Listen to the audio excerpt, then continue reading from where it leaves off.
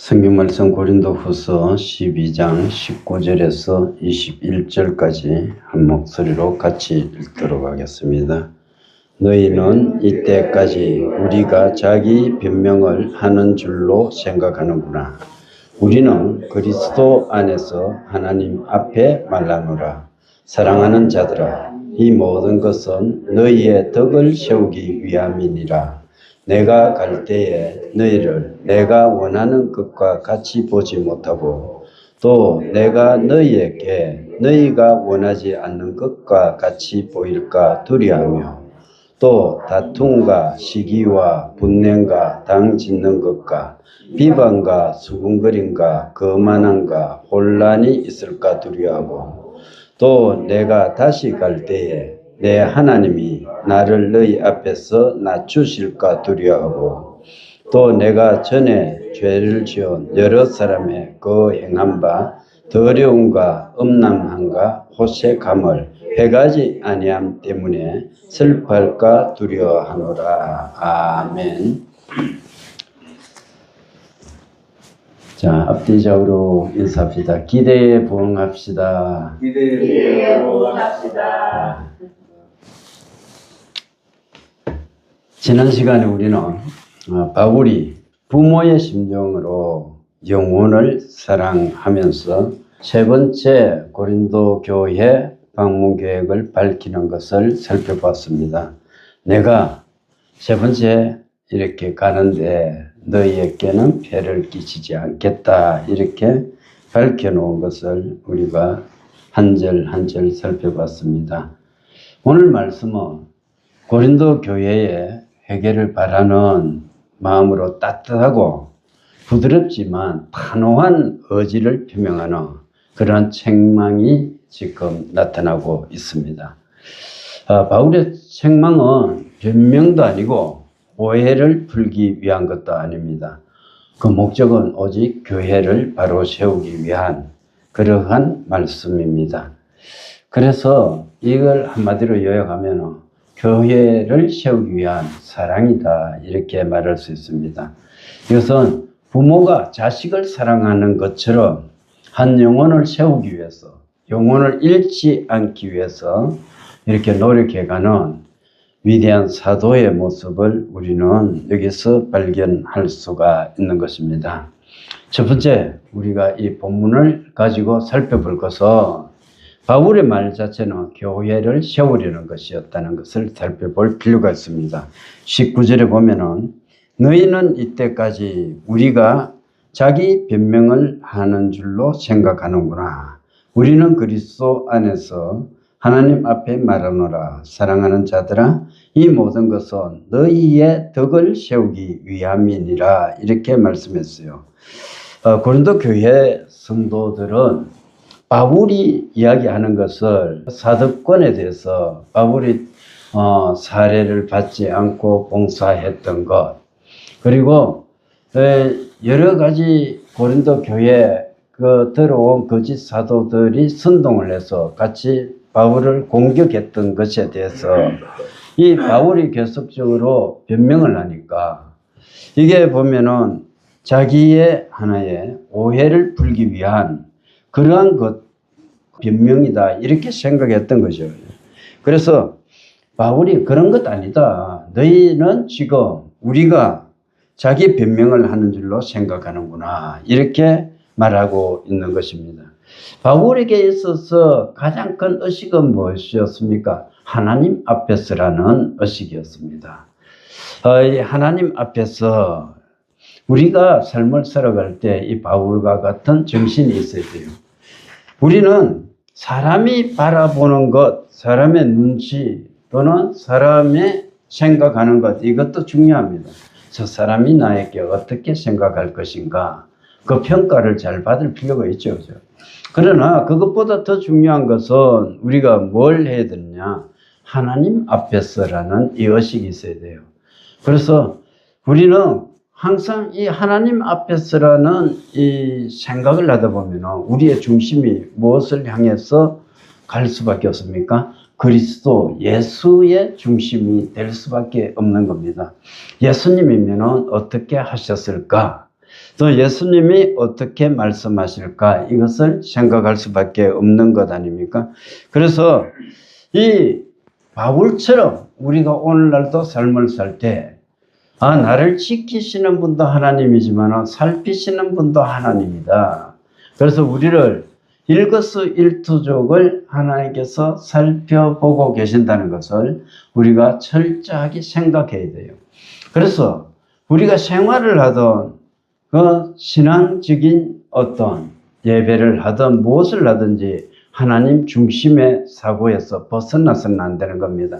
하나님이 과연 나를 어떻게 평가하실까? 이 물음 앞에 우리가 항상 답을 할 수 있어야 되는 것입니다.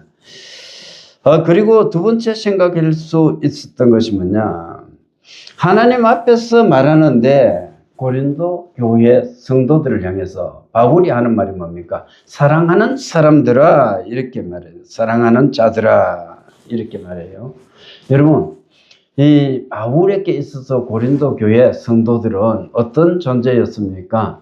원래는 개척 멤버였고 같이 신앙생활을 했었지만은 잠시 떠나 있는 동안에 바울에 대해서 온갖 악선전을 같이 해나갔고 비평했고 그랬던 사람들 아닙니까? 그래서 인간적인 모습으로 생각하면 우리가 바울이라면 어떻게 했습니까? 쳐다보지도 않을 것 같아요. 저 사람이 내가 잘못한 것도 없는데 나를 끊임없이 비판하고 있다 이렇게 생각하면 우리가 말씀으로는 다 관용해야 되고 용서해야 된다 이렇게 말하지만 실제적으로는 그렇지 않잖아요. 실제적으로는 그런 소리 들으면 전부 다 섭섭해하고 털어지고 그렇게 되는 거예요. 이것은 보면은 설교를 하는 목사님들도 마찬가지예요. 목사님들이 털어지 버리면요. 이거 답이 없어. 제가 언젠가 말씀했습니다만은 정말로 이 고집쟁이들이 있는데 또 자기 성질을 못 이기는 사람들이 있는데 이 여러 사람들을 대하다 보면은 첫 번째 보면은 좀 사나운 성질을 가진 사람들이 운동하는 사람들, 체육하는 사람들, 그 사람들을 대해보면은 수가 틀리면은 성질이 먼저 나오는 게라. 이게 보면 힘이 먼저 막 나옵니다. 그래서 사나워. 그런데 그 사람들하고는 이 밥이나 함께 하면서 이야기하면 풀어지는 거예요.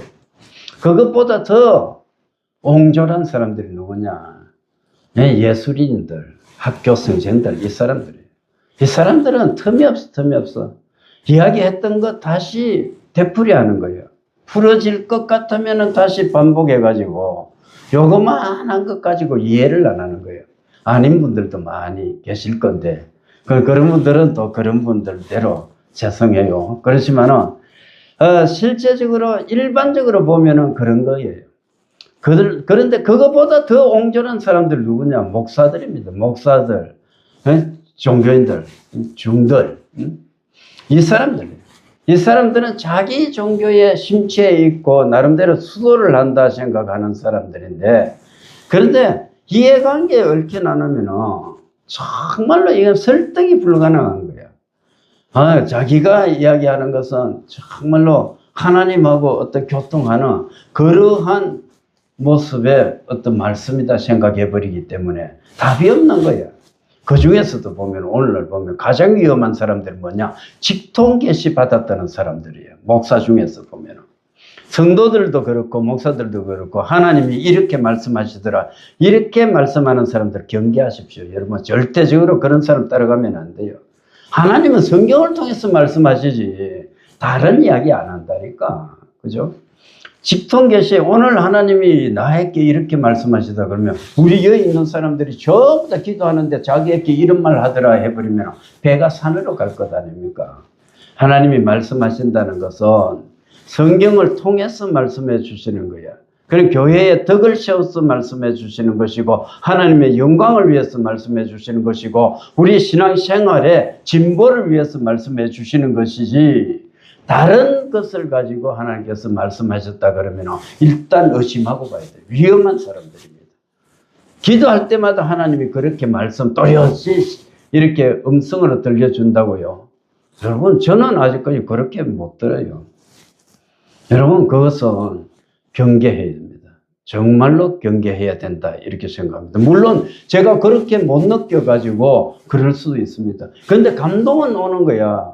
기도할 때 성경 말씀을 가지고 깨우쳐 줄 때는 있습니다. 그런데 하나님이 말씀으로 직접적으로 저에게 들려주시지는 않는 거예요. 제가 경험하지 못해서 미숙할 수는 있어요. 그러나 각자가 하나님의 음성을 들었다고 주장하는 사람들, 우리가 좀 경계할 필요성이 있다.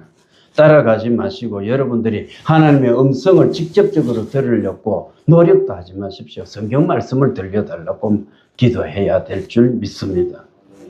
다른 것 없어요. 하나님이 직접적으로 말씀하시는데 그때마다 그럼 매일매일 뭐 어떤 다른 말씀을 해주신단 말입니까? 그래서 말씀은 성경의 계시가 다 열려 있다니까 그 말씀을 들려주는 거예요. 때로는 어떤 사람에게는 막 책망한 말씀이 들려지거든요. 그런데 그것도 성경 말씀을 통해서 주어질 때가 많습니다. 제가 기도할 때도 그래요. 그 사람에 필요한 말씀이 주어지는데 말씀이 주어지면 성경 말씀이 떠올라. 그 구절이 떠오르면서 그 사람에게 들려주는데 때로는 책망이 말씀일 때가 있어요. 그런데 그 말씀을 들려주기가 참 힘들 때가 있어. 왜냐면은 잘못 말해버리면 그 영혼이 상하기 때문에 제 같은 경우는 그 말씀이 들려오더라도 며칠 동안 고민을 합니다. 만약에 책망의 말씀이라면. 그 고민을 하면서 어떻게 그 사람에게 상처를 안 주고 하나님의 음성을 들려줄지를 고민해가지고 가장 알아듣기 쉽고 상처 안 받게끔 제가 일러줍니다. 예언의 은사를 받았다는 사람들 얼마나 책망 많이 합니까? 그죠? 여러분 들어보십시오. 칭찬보다는 훨씬 책망이 많습니다. 경계하고 볼일입니다. 예언의 은사요. 예언의 은사 물론 주어집니다. 주어지는데요. 그 예언의 은사도 그래. 사람들을 세우는 게 목적이야. 영혼을 죽이는 것이 아니고 한 사람의 신앙인으로 키워가는 것이 목적이지. 책망해가지고 쓰러뜨리고 네 잘못했다 이거 지적하는 것 아니다니까요. 그래가 돈벌이 하는 사람은 또 얼마나 많습니까? 그죠? 은사라는 것이 정말로 우리가 잘 사용해야 돼. 주어지는 것도 중요하지만도 사용도 잘해야 된다. 저는 그렇게 생각합니다. 여러분, 고린도 교회 성도들을 바울은 사랑했는 거야. 뭐처럼요? 부모가 자식을 사랑하듯이. 그렇게 거짓 선지자들이 미혹했을 때 거짓 사도들이 들어와서 바울에 대해서 비난했을 때 같이 동조해버리고 동료해버리고 막 사람들이 전부 다 선동하는 대로 따라가 버리고 바울에 대해서 배신을 하고 그렇게 했지 않습니까? 그럼에도 불구하고 오늘 어떻게 말합니까? 사랑하는 자들아 이렇게 말해요. 이것이 기독교 정신인 거죠. 이것이 관용의 사람이다 이렇게 생각할 수 있습니다. 이 바울이 지금 사랑하는 자들아 이렇게 부르지만요. 이거 정말로 힘든 거라니까. 불가능한 것 한 가지라니까요. 여러분 우리 관계 속에서 우리끼리도 이렇게 있지만 관계가 틀어져 보십시오. 내하고 장로님하고 관계가 막 틀어져 버렸어. 그러면은 내가 장로님을 보고 사랑하는 장로님 이렇게 표현할 것 같죠. 안 될 때가 참 많아요. 한 교회에 내가 말씀을 전하러 갔는데 그 교회는 보니까 사람이 한 15명 정도 모이더라고. 그런데 목사님 한 분 있고 장로님이 한 분 있는 거야. 응? 그런데 나중에 그 교회에 갈 때 나는 그 교회의 형편도 몰랐고 어떤 교회인지도 모르고 무조건 거기 가서 말씀을 좀 전해 주십사 해서 주일날 내가 가게 됐는데 말씀 2편을 가지고 갔거든요. 그래서 하나님 앞에 기도하면서 말씀을 2편을 준비했는데 뭘 준비했는지 몰라서 하나는 또렷이 기억나는 거야. 뭐냐면은 사도행전의 말씀을 가지고 교회란 무엇인가 이렇게 제가 말씀을 전했던 기억이 납니다. 10년도 더 됐지만. 그런데 그 교회 가서 왜 그 말씀을 전했는지 몰랐는데 나중에 단에서 딱 내려오니까 목사님 한 분, 장모님 한 분 계시는데 두 가정이 깨어져 가지고 말을 안 하는 거야. 용서가 안 되는 거야. 한 교회에서 예배하면서요. 이것이 오늘날의 현실이에요. 여러분. 그러면서 어떻게 사랑을 설교할 수가 있습니까? 그죠? 그렇지 않습니까? 사람 10명 정도 모이는 데서 원수가 생기면 되겠습니까? 서로가 특히 또 기름 부음을 받았다는 목사님과 장로님 사이라면 용서해야지. 조금 이해해버려야 되지. 지금은 그 교회에 보면 목사님이 다른 목사님이 가셨고 그 장로님은 완전히 다른 교회로 떠나가 교회를 다니는지 안 다니는지 모르겠습니다만 그렇게 되었어요. 풍지박산이 되는 거야. 목사 한 사람, 장로 한 사람이 싸움이 일어나 버리니까 말을 안 하니까 결과적으로 그 교회가 깨지는 것 아닙니까? 그죠?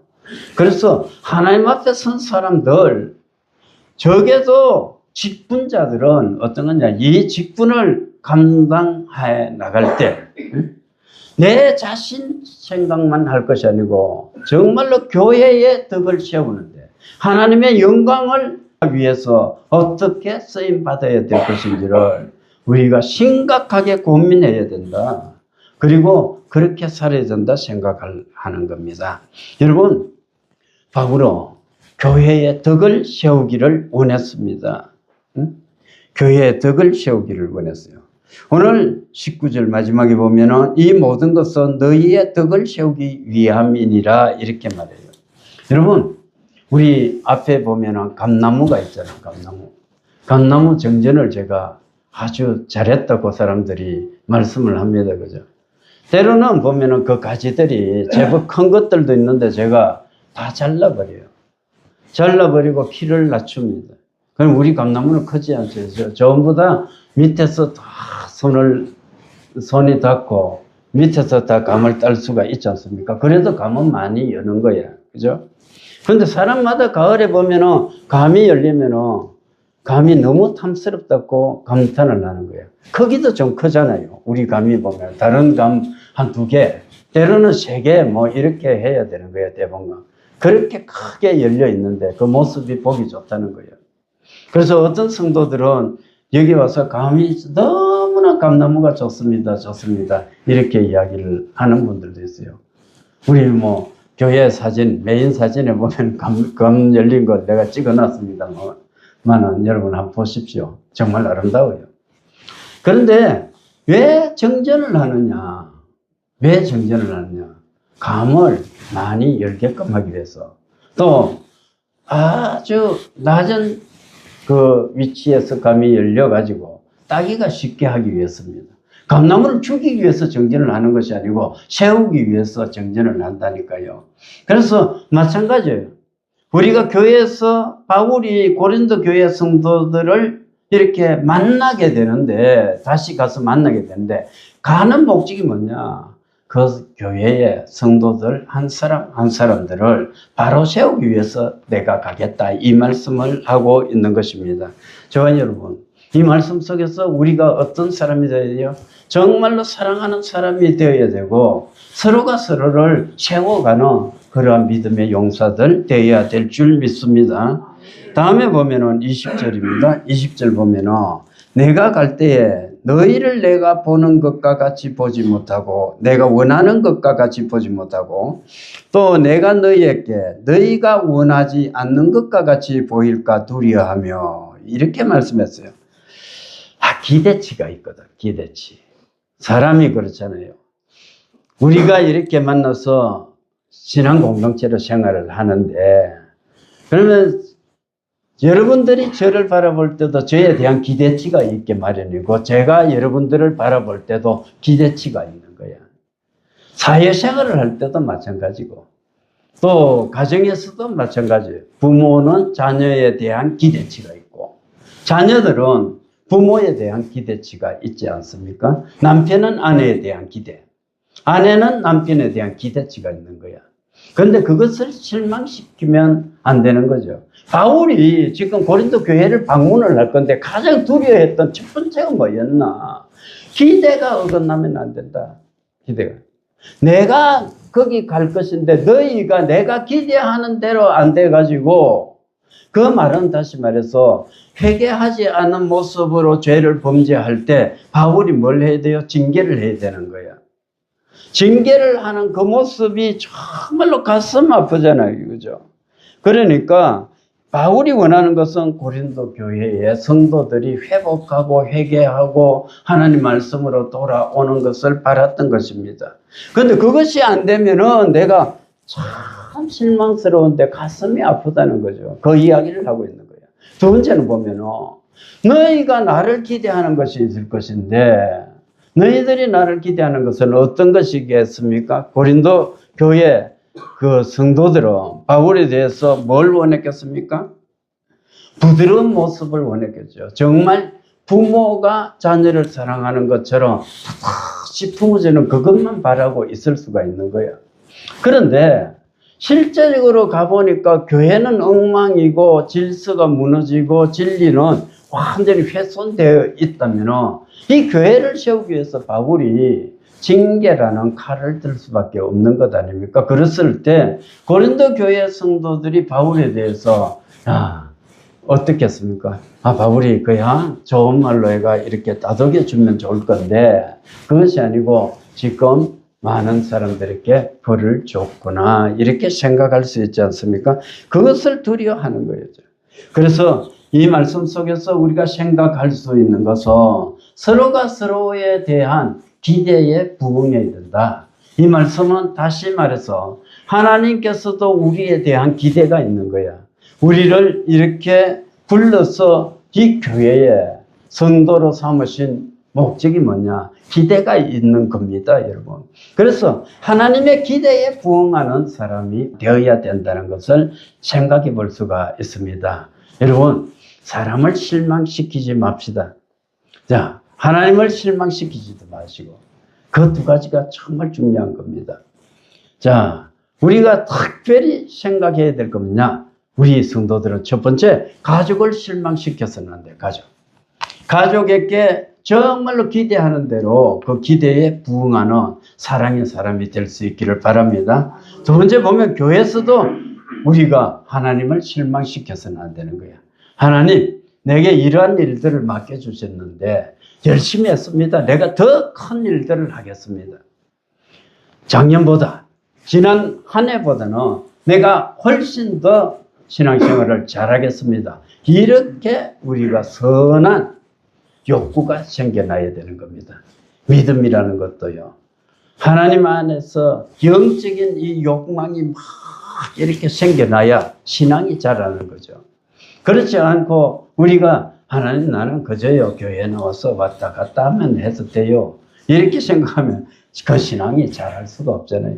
그러니까 지금 연말을 맞아서 우리가 정말로 결단하십시오. 하나님, 내가 지금까지 살아왔을 때는 이 성경의 말씀의 내용을 정확히 파악하지도 못했고 또 하나님 여러 가지 일들을 할 때 하나님의 기대에 부응하지도 못했습니다. 그러나 이제는 내가 달라지겠습니다. 정말 기대에 부응하는 사람이 되겠습니다. 결단할 수 있기를 바랍니다.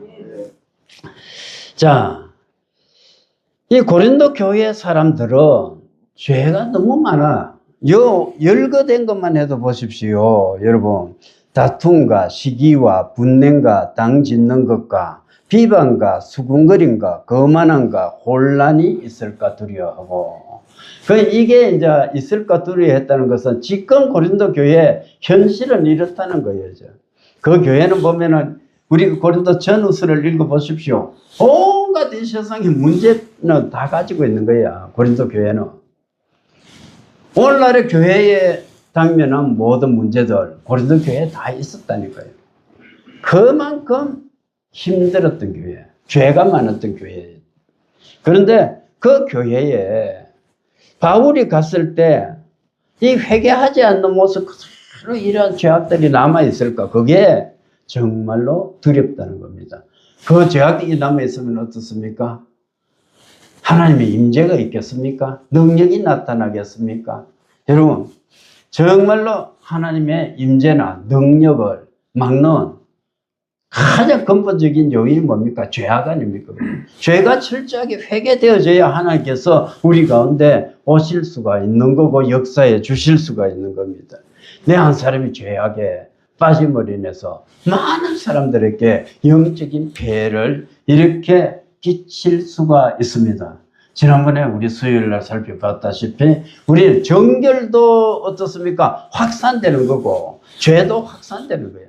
죄도 내 한 사람이 딱 죄악을 저지르면 그것으로 끝나는 것이 아니고 이 죄악은 옆에 사람들을 계속적으로 죄로 물들여가는 그러한 역할을 하는 것이고 거룩함도 마찬가지예요. 내가 정결해지면 나를 본받아서 우리 가정이 정결해지고 그렇게 된다는 것을 우리가 살펴본 바 있습니다.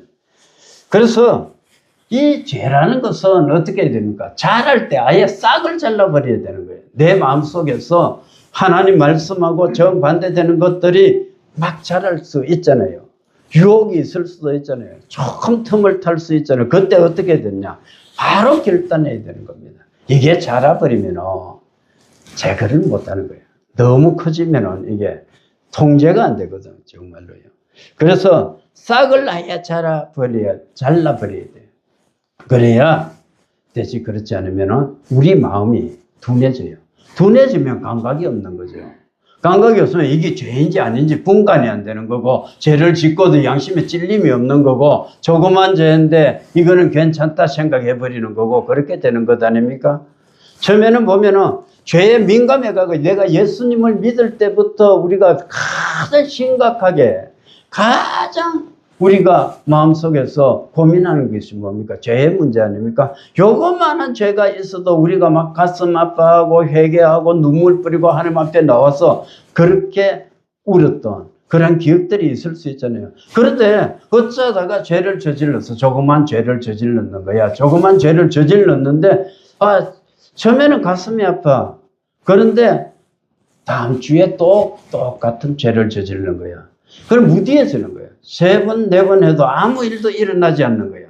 하나님이 내가 3번, 4번 어떤 죄를 저지르면 하나님이 벌을 내려가지고 내가 어떤 육체 질병이 오든지, 그럼 우리 가정이 무너져 버리든지 막 이런 다 그 엉벌이 그대로 막 이렇게 벌이 내려져야 되는데 그렇지를 않고 아무 일도 없는 거예요. 그러니까 이게 보면은 야, 내가 이런 죄를 저질러도 아무렇지도 않네. 그러니까 큰 죄 아니면 조그만 죄는 우리가 묻어두고 그냥 가져가는 사람들이 있는 거예요. 거기서 우리가 벗어나야 되는 거예요. 죄라는 것은 크고 작음이 아니고 무조건 싹을 잘라버려야 됩니다. 죄라는 것은 제가 계속해서 강조하지만 구약에서 죄가 뭡니까?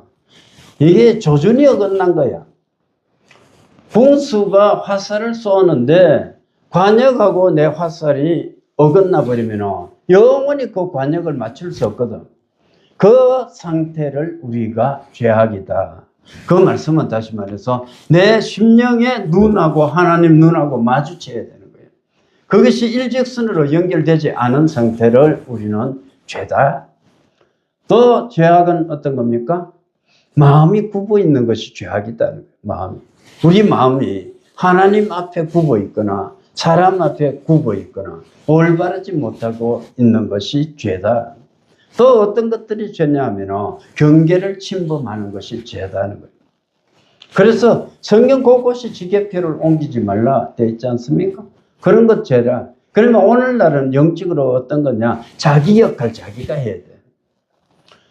처음에 교회 나왔을 때는 아무것도 모른다 생각하고 낮아져가지고 겸손합니다. 사람이 말도 안 하고 그랬는데 집사쯤 되고 몇 년 지나고 나면 점점 교회 일에 간섭을 하고 싶어. 근데 집사는 뭘 하는 일이냐 하면 이게 보면 일하는 거거든. 일하는 거. 근데 일을 해야 될 사람이 교회 운영을 자기가 하려고 그러는 거예요. 그거 죄입니다, 여러분. 아무 자기가 그거 역할이 없는 거예요, 교회에. 그런데 교회 운영에 관여하는 거, 그게 경계를 침범하는 거예요. 장로가 목사 일을 하려고 하는 거, 그거 경계 침범하는 거예요. 근데 사람들이 이런 것들은 전부 다 죄라 생각을 하는 거예요. 목사가 또 다른 것 막 그렇다고 해서 군림해가지고 막 다른 모든 것을 하려 해서도 안 되는 거예요. 왜냐하면 목사는 만능인이 아닙니다. 한 줄기만 잡아가면 되는 거예요. 그래서 교회 운영은 당에서 목사와 장로가 결정을 하는 거고, 이 재정 집행에 관한 것은 재직들이 하는 거예요, 재직들이. 거기서 결정해서 같이 집행해 나가고, 우리는 이미 헌법이나 이런 데 다 그렇게 명시를 시켜놨습니다. 각 교단마다. 그래서 그게 지켜나가야 할 줄 알아야 돼요. 응? 자, 바울은 그렇게 고린도 교회 성도들이 이렇게 죄의 모습으로 그대로 있는 것을 두려워했어요. 우리가 아는 동화 속에, 이거 네덜란드 동해에 있잖아요. 어떤 소녀가 길을 가는데 제방이, 이게 네덜란드는 이 바다보다 육지가 낮은 그러한 그 나라지 않습니까? 그래, 가다가 보니까 제방에 물이 새더라. 그래서 그 소녀가 자기 팔뚝을 가지고 그 제방에 물을 막아가지고 이 나라를 구했다는 이야기가 있지 않습니까? 제방에 만약에 물이 이렇게 조금 새는 것을 방치하면 전체 마을 자체가 물난리가 날 것 아닙니까? 그래서 이 바울이 지금 고린도 교회에 가는 것도 그런 거예요. 거기서 죄를 방치할 수 없는 겁니다. 거기서 죄를 싹을 잘라야 되는데 거기서 회개하지 않는 사람들이 있으면 징계를 줘야 되거든. 징계를 주는 것은 정말로 힘이 드는 거죠. 아픈 거죠. 그 이야기를 하고 있는 거죠. 바울이 이렇게 두려워했던 까닭이 무엇이냐 하면 여러분, 우리는 이 두려워했던 마음을 로마서 1장에 나오는 하나님의 심정에서 같이 우리가 생각해 볼 수가 있어요. 로마 사람들이 죄를 범했을 때 하나님께서 어떻게 했습니까? 나중에 포기하는 모습이 나와요. 그들을 더러운 정욕, 부끄러운 욕심, 상실한 마음대로 버려두셨다 이야기를 하고 있지 않습니까? 성경 속에서. 여러분, 가장 심각한 게 이게 그냥 버려둡니다. 이렇게 생각할 수가 있습니다. 하나님은 이 로마 사람들, 또 이 세상 사람들이 하나님을 알면서도 영화롭게도 하지 않고 죄를 고집하면서 이렇게 살아갈 때 하나님께서는 그들을 내버려 두신다고 말씀하고 있습니다. 욕심대로, 정욕대로, 상실한 마음대로 내버려 뒀다는 것은 포기하는 것 아닙니까, 여러분? 우리가 자녀에 대해서 어떤 책망을 하는 것은 어떤 겁니까? 사랑이 그래도 남아있는 거야. 자녀가 잘못했을 때. 그런데 나중에 돼서 지야 지대로 살든가 마든가 나는 그만 관여 안 한다. 이렇게 이야기하는 사람들도 있거든. 가정에 보면은. 그거는 뭡니까? 자녀에 대해서 아예 기대도 하지 않고 죽든지 살든지 차라리 죽는 게 낫다. 막 이렇게 표현하는 가정들도 있더라니까요. 그런 사람들 뭐냐? 포기해버리는 거다. 그 하나님께서도 우리를 바라볼 때 이처럼 포기해버리면 그만큼 무서운 게 없잖아요. 이것을 신학적으로 유기다 이야기를 하지만 내버려 두셨다는 것, 이것은 정말로 심각한 거죠. 큰 중대한 벌이다 이렇게 생각할 수 있습니다. 바울이 걱정했던 것은 교회 안에 죄가 있다는 것 때문에 이렇게 걱정했던 것이 아니에요. 여러분, 바울이 걱정한 것은 그 죄가 있음에도 불구하고 사람들이 회개할 줄 모른다는 거예요. 죄는 이렇게 있는데 회개를 할 줄 모르고 사람들마다 그것에 대해서 죄를 죄로 느끼지 못하는 데 대한 두려움입니다. 여러분, 이 말씀은 어쩌면 오늘 현대인을 향한 말씀인지도 모릅니다. 여러분, 우리도 그렇잖아요. 우리도 하나님 앞에서, 사람들 앞에서 사람들의 심성은 계속적으로 악해져 가고 있지 않습니까? 그럼에도 불구하고 이제는 이 정도 되면은 내가 정말로 악한 사람 같고 못된 사람 같았는데 지금은 이 정도는 보응을 해줘도 괜찮은 사람으로 생각해 버리는 거예요. 양심에 화인 맞은 사람들처럼요. 내가 조금 저 사람에 대해서 응징을 했는데 그 방법이 조금 강도가 심해지는 거예요. 그래서 자꾸 이렇게 심해지니까 처음에는 내가 저 사람이 저렇게 잘못했는데 이만큼 내가 갚아줘서 되겠느냐 생각했던 것이 아무렇지도 않는 거야. 나 지가 잘못했으니까 내가 이렇게 갚아야지. 또 라멕 같은 거예요. 응? 라멕처럼 가인을 위해서는요, 하나님 7배로 갚아준다고요. 나는 내가 정할게요. 하나님 정할 필요 없습니다. 내가 77배로 갚아버릴게요. 응? 100배로 갚아버릴게요. 이렇게 정해버리잖아요. 그죠? 자기 마음대로. 응? 남에게 그렇게 아꼈던 거예요. 오늘날 사람들이 남에게처럼 그렇게 살아가는지도 모르는 거예요. 여러분, 하나님께서는 그러한 사람들을 버려두는 것, 이것을 바울은 가장 두려워했다. 다음 21절 보면은 바울은 회개하지 않는 상태를 두려워했다. 이렇게 살펴볼 수가 있습니다. 21절 우리가 한번 읽어봅니다. 21절에 보면은 어떻게 됐습니까? 또 내가 다시 갈 때에 내 하나님이 나를 너희 앞에서 낮추실까 두려워하고 또 내가 전에 죄를 지은 여러 사람의 그 행한 바 더러움과 음란함과 호색함을 회개하지 아니함 때문에 슬퍼할까 두려워하느라. 바울이 두려워했던 것은 정말로 너희 앞에서 나를 낮추실까 이 말씀은 두 번째 방문했을 때 고린도 교회를 방문했을 때 정말로 가슴 아픈 방문이다 이야기를 했잖아요. 그 사람들에게 이야기를 해도 알아듣지도 않고 오히려 그 사람들이 배반을 해버리고 바울에 대해서 온갖 섭섭한 그러한 행위를 했던 겁니다. 그런데 이 세 번째 방문했을 때도 두 번째 방문과 같이 그 사람들이 바울의 말을 듣지 않고 배역할까 그것이 두렵다는 거예요. 낮추실까 이 말씀은 너희들 앞에서 내 말이 권위가 없고 아무런 영향력이 없어질까 내가 두려워한다 그 말을 하고 있는 겁니다. 그리고 두 번째는 보면은 회개하지 않음 때문에 두려워했다. 그들의 방종, 우상숭배, 음행, 특별히 여기서는 음행의 문제를 이야기하고 있어요. 음란함, 호색함 이렇게 막 계속 강조하고 있잖아요. 그런 이러한 죄악들, 우상숭배하는 것 이러한 것들을 뉘우치지 않으면 어떻게 해야 돼요? 징계해야 되거든. 징계해야 되고 때로는 그 벌이 뭐 오늘날로 치면 수찬 정지 이렇게 갈 수 있지만은 교회에서 아예 출교를 해야 되는 그러한 지경까지 이르는 것들이 있었던 것입니다. 그래서 그것을 두려워한다는 것입니다. 성도 여러분 이제 말씀을 맺습니다. 죄를 짓고도 정말로 무서운 것은 아무런 그 죄에 대한 느낌이 없는 것이 가장 무섭습니다. 죄의식이 있다는 것은 그래도요 자기가 잘못을 했다는 것을 뉘우치고 깨닫는 것은 그래서 양심이 있다는 증거지 않습니까? 그런데 사람이 악해지고 또 죄를 저지르고도 아무런 느낌이 없다면 정말로 이것은 우리가 죄보다도 더 무서운 거다 하는 겁니다. 주님은 우리를 위해서 십자가에 못 박혀 돌아가셨습니다.